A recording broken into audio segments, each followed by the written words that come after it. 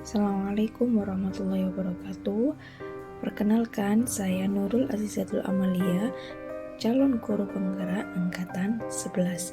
Kali ini saya akan memaparkan tentang demonstrasi kontekstual modul 1.4 penerapan segitiga restitusi. Segitiga restitusi ialah suatu proses dialog yang dijalankan guru atau orang tua agar dapat menghasilkan murid yang mandiri dan bertanggung jawab. Apa saja langkah segitiga restitusi? Yaitu yang pertama, menstabilkan identitas, yang kedua, validasi tindakan yang salah, yang ketiga, menanyakan keyakinan. Langkah menstabilkan identitas, yaitu berdasarkan prinsip membuat kesalahan, adalah bagian dari proses pembelajaran dan menggeser identitas gagal ke identitas sukses. Kemudian, validasi tindakan yang salah, yaitu berdasarkan prinsip setiap perilaku berupaya memenuhi suatu kebutuhan tertentu, guru akan bergeser dari pemikiran stimulus respon menjadi proaktif. Sehingga guru dapat mengenali dan mengakui kebutuhan murid akan memperbaiki hubungan dengan murid.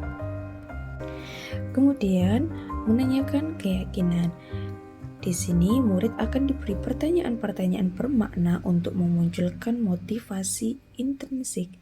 Kemudian mampu mengaitkan keyakinannya dengan tindakan yang salah. Dalam penerapan segitiga restitusi, saya akan memaparkan 2 kasus.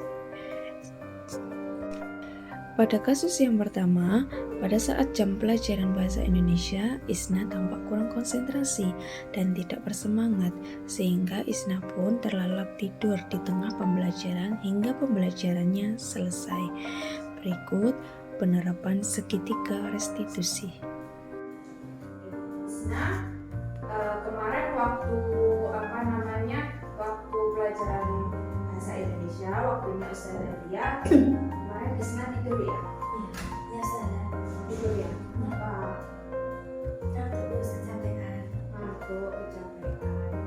Meskipun beliau waktu kecapean juga pasti ngantuk. Rasanya badan lelah ya? Iya, Ustazah. Akhirnya pengen tidur gitu ya? Oke, meskipun nggak hanya Isna aja, pasti setiap orang itu ketika badannya capek, ngantuk, bawaannya akhirnya tertidur. Oke.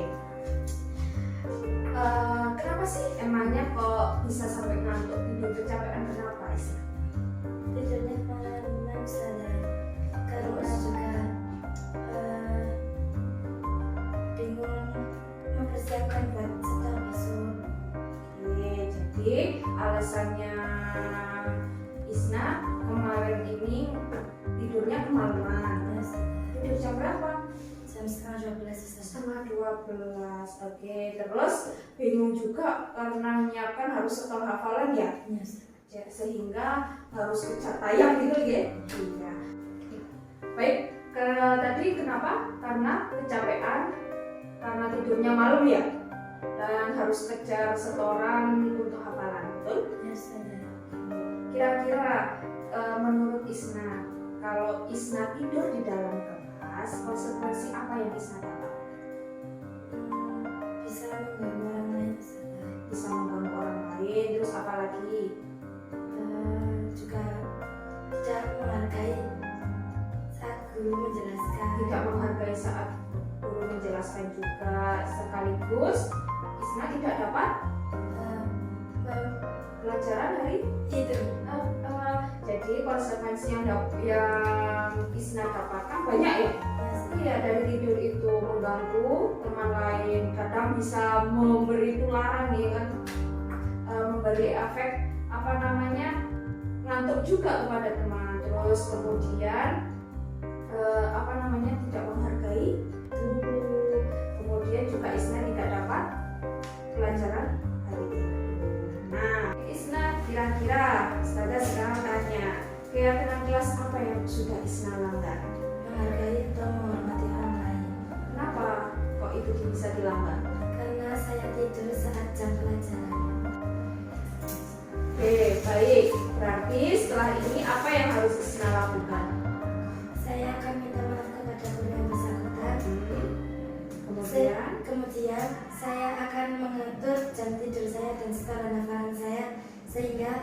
saya tidak akan tidur di saat jam pelajaran lagi.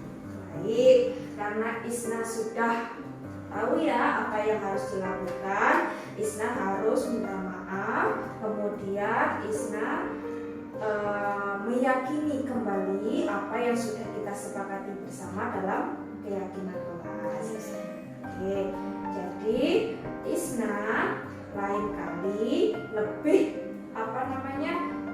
lebih bisa berusaha kembali untuk mengatur jadwal tidurnya dan setor hafalannya, sehingga ketika saat pembelajaran Isna tidak tidur. Iya, Ustazah. Terima kasih ya sudah diskusi sama Ustazah. Iya, Ustazah, sama-sama. Assalamualaikum warahmatullahi wabarakatuh. Perkenalkan, nama saya Isna Aulia Fitri dari kelas 8. Terima kasih Ustazah karena saya sudah diajak berdiskusi untuk menemukan solusi, sehingga saya akan mengatur jadwal saya sehari-hari. Terima kasih. Pada kasus yang kedua, Rif'ah makan snack di dalam kelas, padahal bel istirahat belum berbunyi. Rif'ah makan snack pada saat jam pembelajaran berlangsung. Berikut penerapan segitiga restitusi. Rif'ah tadi waktu pembelajaran bahasa Indonesia, waktu di Ustazah tadi Rif'ah curi-curi makan ya? Iya, Ustazah. Oke, makan snack ya? Iya, Ustazah. Kenapa? Karena lapar, Ustazah.